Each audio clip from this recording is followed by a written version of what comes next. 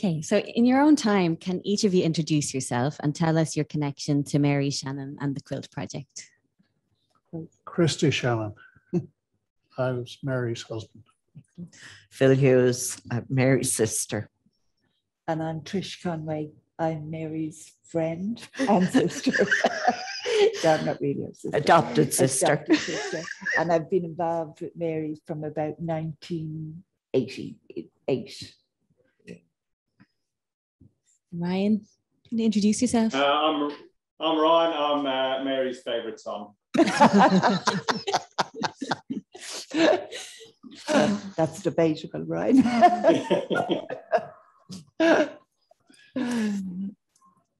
And do you want to maybe talk to us about how you first got involved with the quilts, or what your involvement with the quilts was? Well, I think Ryan would have been more involved because they were involved with it since the time they were kids. I'm not sure. How old were you, Ryan? I honestly can't remember not ever being involved with the quilts. I guess we were so young that you can't actually remember before it. So yeah, from the very beginning, we were going into the workshops in Dublin AIDS Alliance. I guess it's one of those things. It's always been around. It's never been something that we didn't do. Great. And what's your earliest memory? Do you have a distinctive memory of the quilts from that time? It used to be really good fun. So we used to go into Dublin AIDS Alliance. They had a big meeting room in there. Everybody used to meet in the meeting room. Everybody would sit around and have a chat. I guess one of the good things with it is that there was a lot of different people from a lot of different backgrounds. We weren't really hidden away from, we had, I suppose around the quilts you had, obviously a lot of gay people. So, there was always gay people there. Drugs was one of the other ones. There was a lot of people in there who had, family who were who had died from getting AIDS through intravenous drug use, and there was just so many different people. So it was I think for us as kids, it was really good because it kind of opened us up to a lot of different things that most kids would be kind of hidden away from. It would be something that the parents wouldn't want them to see. But for us, I think it was great. We just always had good conversations. It was always good fun, good laugh. Trish, do you want to tell us about? I got involved with Mary and the quilts in about 1988. I was working in Cherry Orchard, which was a HIV respite unit for people with who were HIV positive, and mainly people with a drug problem. So I got involved with her then, and I used to go into the centre in Parnell Square, and I didn't actually make any of the quilts. I wasn't involved in any of that, but I was involved with people who I redirected to make the quilts with her. So that was my involvement with her from there on, and it just stayed up till the day she anyway. Yeah. So. My involvement was, I was there at the start, very much in the background. When they got the machines in, I went in to show, because I worked in sewing, and I went in and showed them how to use the machines and this, that, and the other, and helped start off the panels, as they were called, starting off the panels to make the quilts. And a friend of mine and myself done the first anonymous babies quilts, because there was a lot of stigma around it. Nobody knew who was who or what. And as I say, we made an anonymous baby one then. And if they had any problem, I'd go in and give her a hand. But I was very much in the background of it, still there all the time. Yeah. And do any of you recall some of those people that are represented in the quilts? I know there was Joe Carthy and some others. I didn't know Joe Carthy, but I knew Grace, and I knew a good few of the people who were involved, who were up in the quilt. Yeah. There was Joe Carthy, there was Lino, there was Grace, and there was a whole lot of people that were involved that were actually made the quilts. And I redirected those families in to help with Mary. And they also helped with the AIDS, Memorial Day, which was in the St. Patrick's Cathedral. So they used to come down every year and put up the quilts. And then anybody who'd made a quilt would present it that day as well. So I knew some of the people that were on the quilts, but I didn't know all of them. I wouldn't have known all of them. I knew some of them. And usually if the quilts were being shown, they may not all be able to be hung up.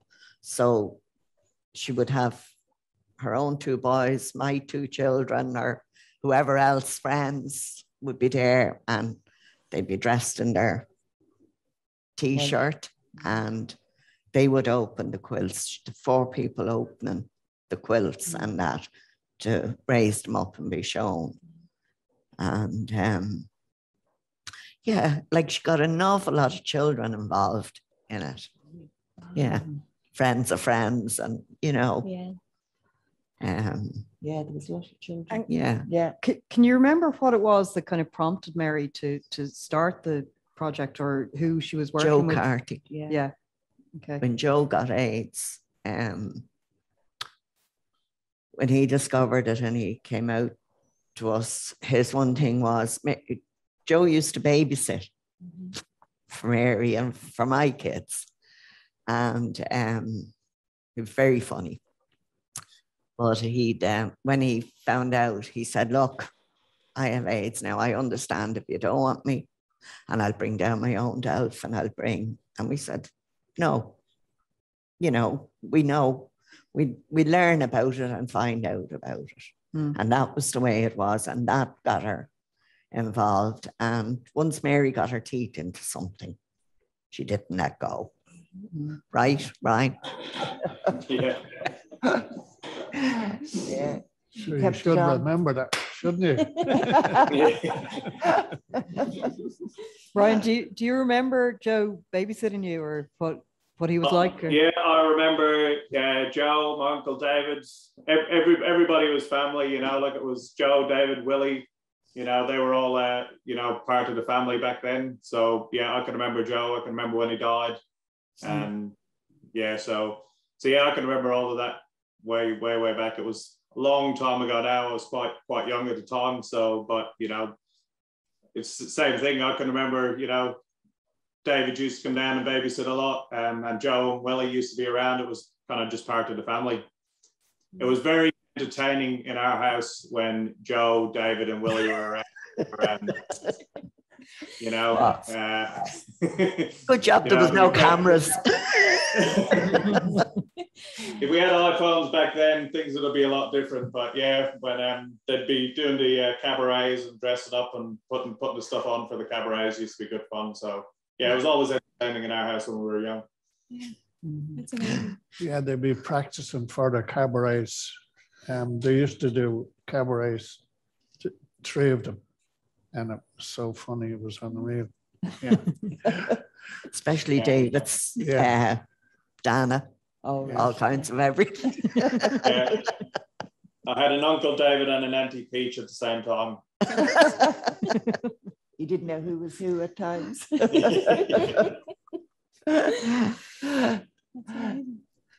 Yeah, no, she really, when she got her teeth into something, no matter what it was, she wouldn't let it go.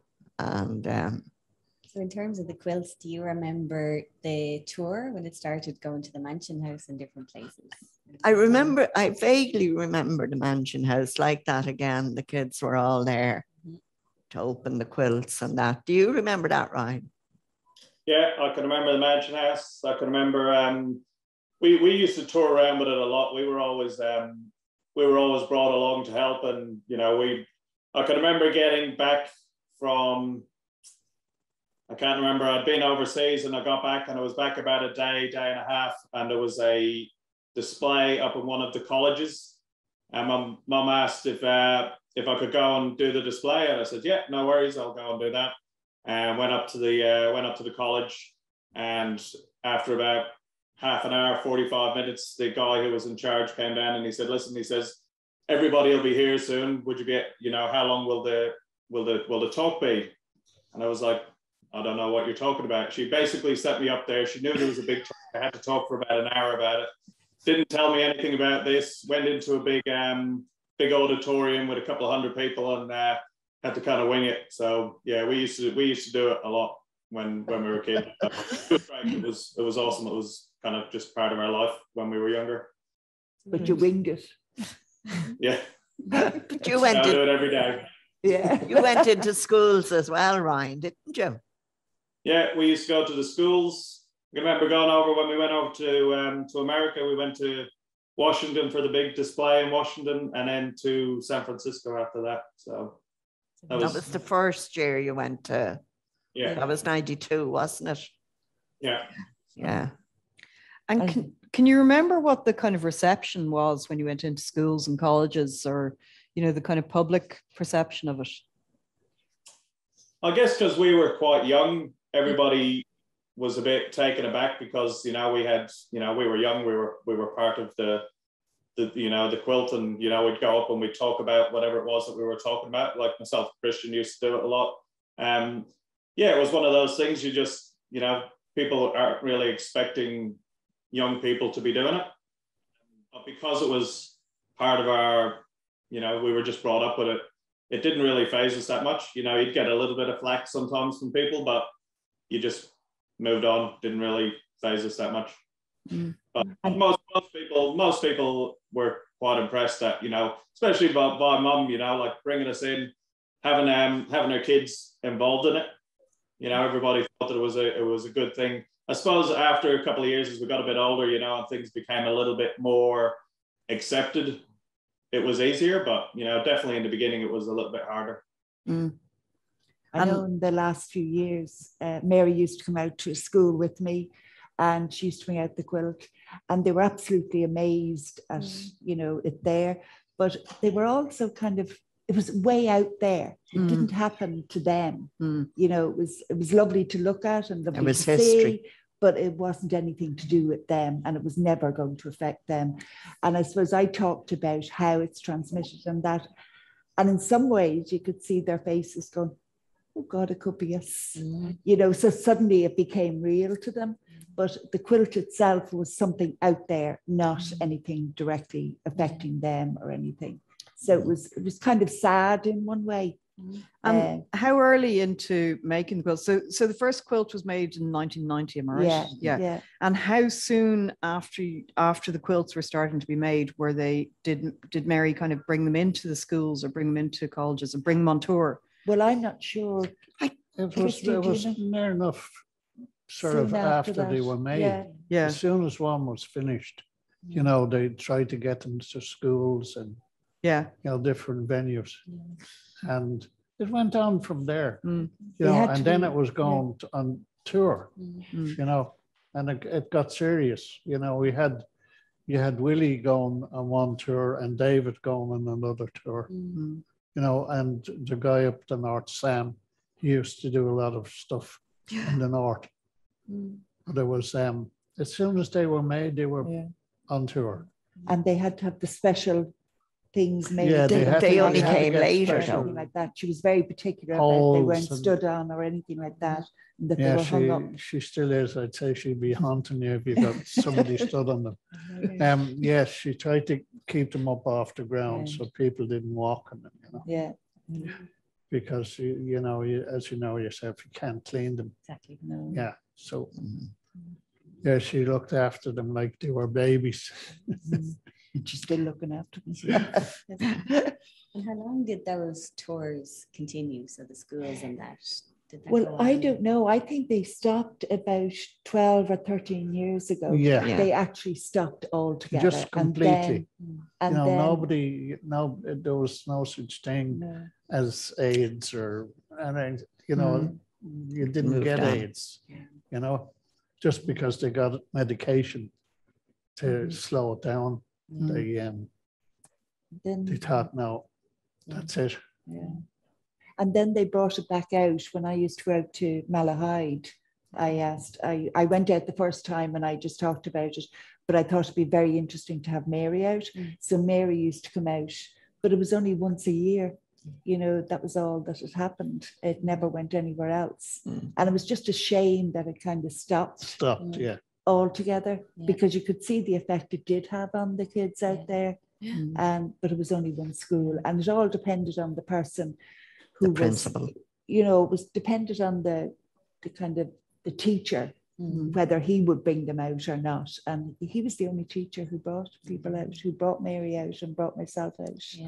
Well, that was kind of why I was interested to know about the timing at which it went into schools, because obviously, you know, I mean, we still don't have very good sex education, if any, but at the time, you know, certainly for me being in school in the 80s, we didn't know, and AIDS was just, you didn't know how it was contracted. So for you as a nurse going in and talking about this, how was that kind of received? Well, see, I didn't go in till kind of later on. Okay.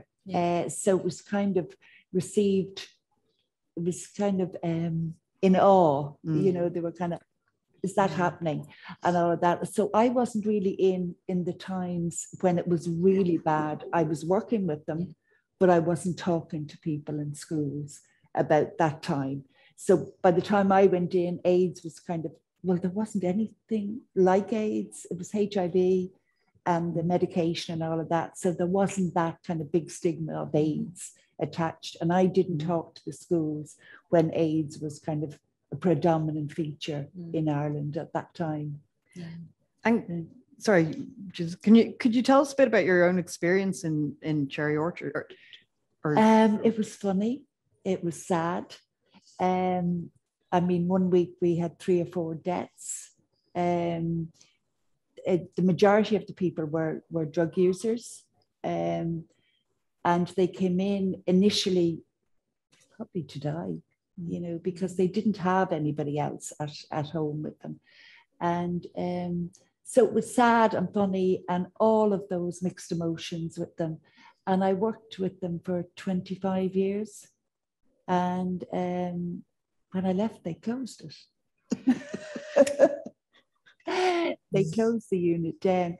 But it was all of those mixed emotions. I mean, you got angry with them and you cried with them and you did all of that. But at the end of the day, it became natural to work with them. And my son used to come in and he'd play pool with them and he'd do everything with them. And he kind of learned from them about the misuse of drugs. So they'd kind of say, you know, I have AIDS, you know, and I got it through drugs, and don't you be using drugs and all of that. So it was all a kind of a family thing as well. So I really loved it. I loved it. But I felt by the time I came to retire, it was time to go. Hard work. Yeah. So I guess, is there kind of from that time for each of you a fondest memory that kind of sticks out? I know there's probably so many different times and things that happened, but is there one thing about Mary or about the quilts that you think is worth talking about, just to mention? There's a lot of good times. There's a lot of times. Well, the first time that they went to America, Mary hadn't flown for 25 years. She was terrified of flying. And because the quilts were going to America, she was going. And I remember they got the flight here and they had to fly into Shannon. They had to go through Shannon. And she rang us and she said, if I could go back home now, I'd go back home. But Sam and that, they got her through and she went. And as Ryan was there that time, but it was, yeah, with a lot of help, she got there. But she really hated flying, but because the quilts were gone, they were gone. That was it, you know. And the same in 96. There was about 22 of us going, and Mary had block booked our seats, as she thought. And we were waiting on Babs to come in from America. Or no, she was coming in from Spain. So she was delayed. So we were about the last boarding the plane. And my son, in his wisdom, says, oh, we're not all sitting together. Mary is off that flight. They want me to travel to America on my own. They want me to go on my own. And all I could hear was the air hostess say, we have an hysterical passenger. And I said, hold on, I'll go out to her. So we eventually got her back in and we swapped seats around and I sat with her. And from here to Washington, she sat with her hands like that on the plane. Well, her hand on mine and her eyes closed and didn't. But there again, because she had to do it, it was being done, you know. But yeah, that was the thoughts I have of America. She knitted me a sweater, actually. Oh, I'm on one of the flights. That was the first flight. And I think the sweater was 6 foot long on one side and 4 on the other. And about 3 foot wide. She brought this home and I said, what's this? I was trying to figure out what it was. She says, I've knitted that sweater.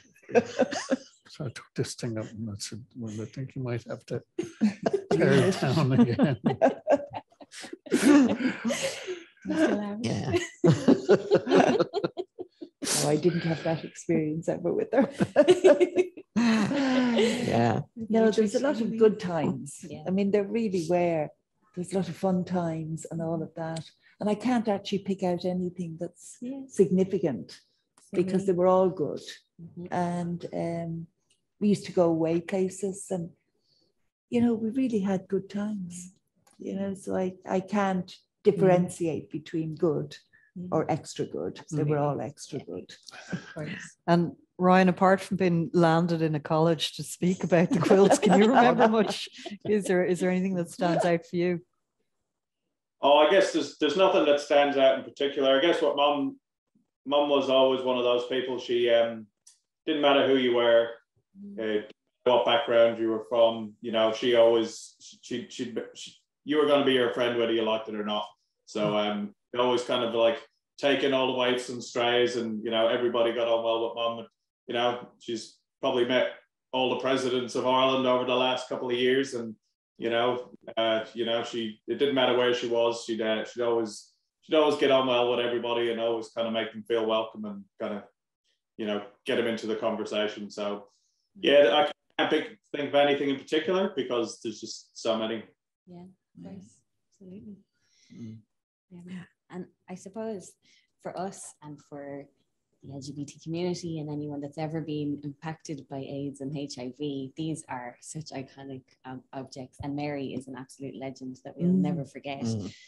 But what I'd like to ask each of you is, do you have any thoughts on how we might keep the memory of Mary and these quilts alive? We can see in the future what we should be done with them. I don't know. I think if we could get them a home, you know, that'd be great. You know, and then you could also, if we could get them a home and use them as going on tour as well, you know, just to keep it alive. Yeah, and remind people it's still happening. You know, that it's not as bad, but it hasn't gone away either. That's important. I think they need to be exhibited and brought around schools, but I also think they need somebody there who can talk about it as passionately as Mary did about them.